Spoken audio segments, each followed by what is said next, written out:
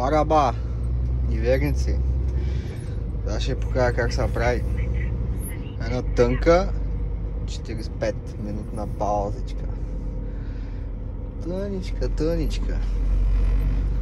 Първо трябва да се намерим паркинг, което вече е свършено.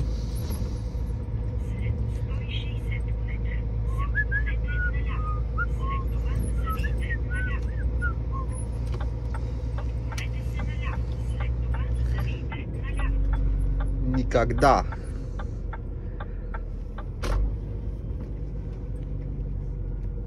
Къде е моето място, а?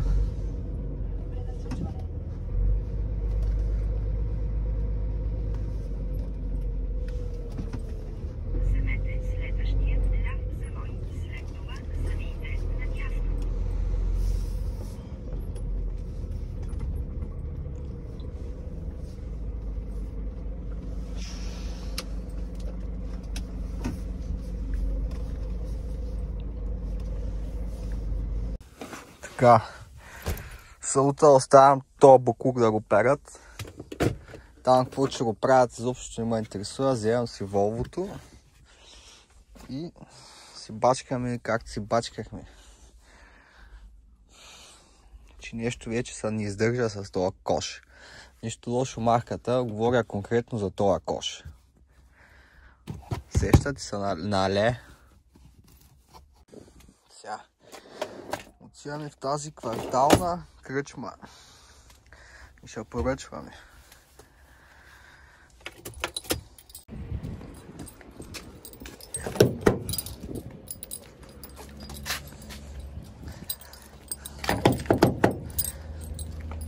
Все пак сме в Франция.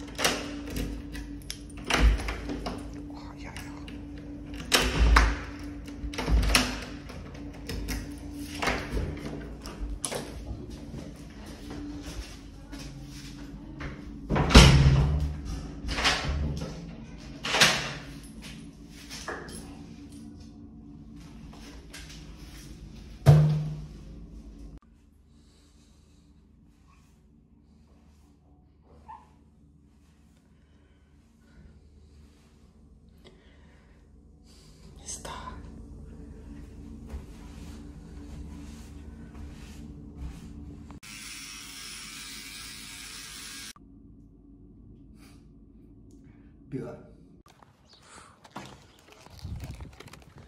Айде, 16 евро за бокуци пак отидоха.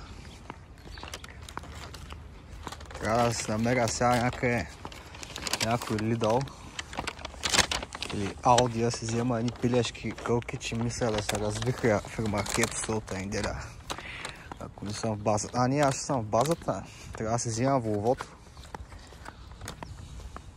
С гробница трябва да я заеба в базата.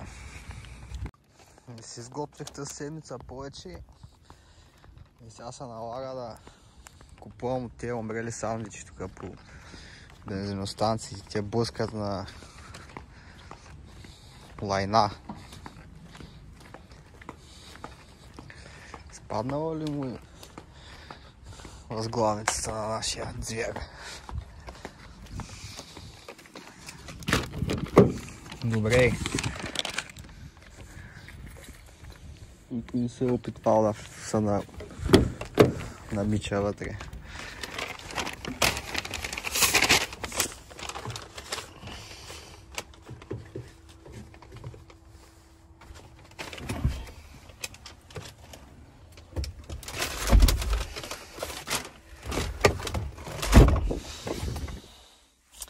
Колко минути ни отне?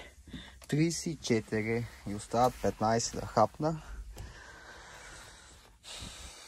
И да дръпна още някой друг километър, че отрия 2 товарни адреса.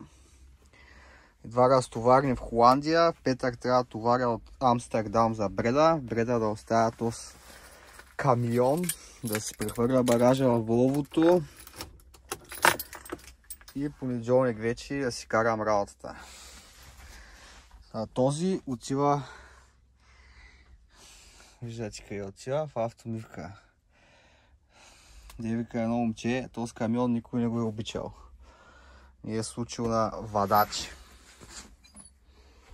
Гледай тия брутално гадни сандвичи.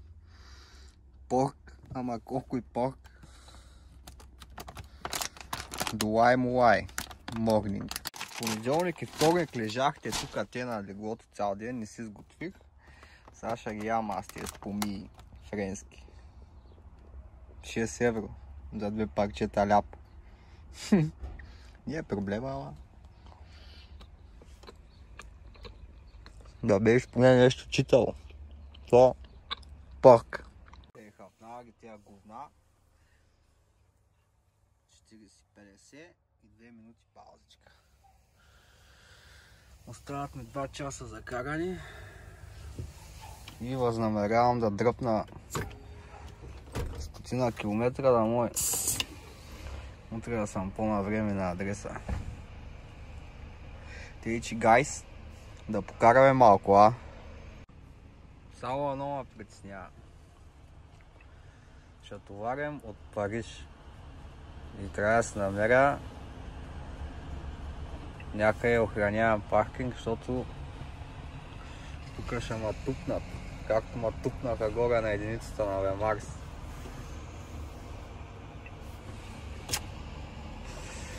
Айде да бръмнем малко, пък да видим. То няма гаранция, че ако остана на този паркинг, па няма ма тупни някой друг.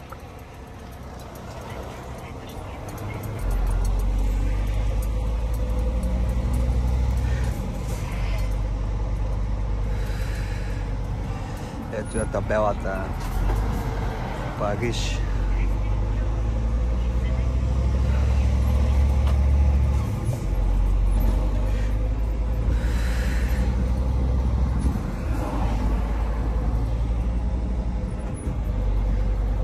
Джупарли.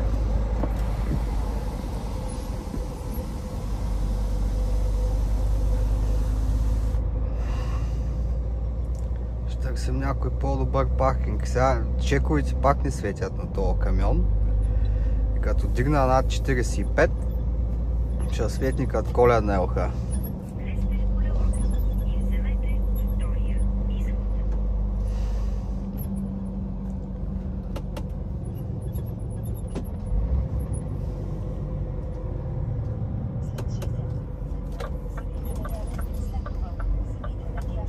Его.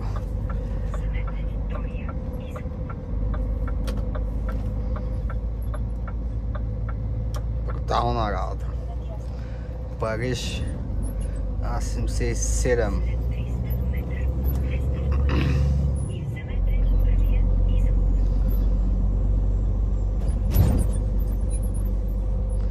Нещо много гадно скребучи в този камион. Не мога го разберем откъде е.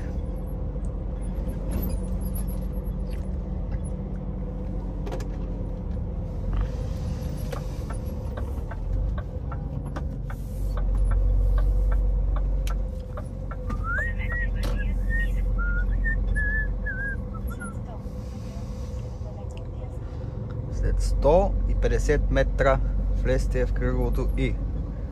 Завийте направо. Трябваше да си я запазя тази бензиностанция, защото вече не мога да ги помня. Има, всичко има вътре, много хубаво. Банята е обаче абсолютно кофти. Капак са със студена вода. Ай, моето коти. До края на ускорителната искам да си с 90. Знаеш га?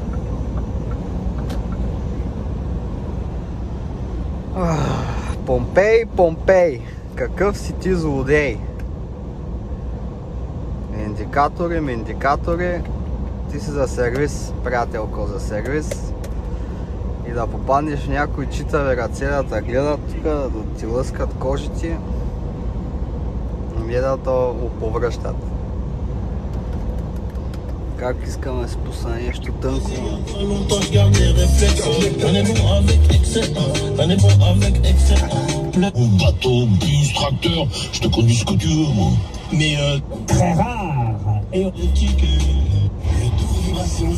Quelques instants sur la 404 secteur.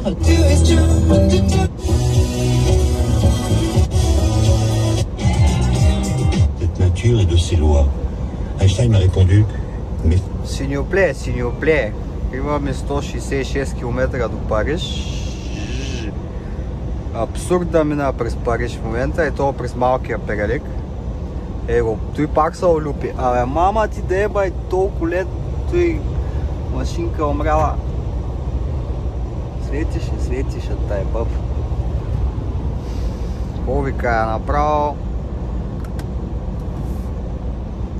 Още малко и джама ще му падне. И тъй, продължаваме промяната. Продължаваме заканата. Пичове, остава да си хапвате и да спивате. Аз продължавам. Напред, назад и на десно огледало на рампата.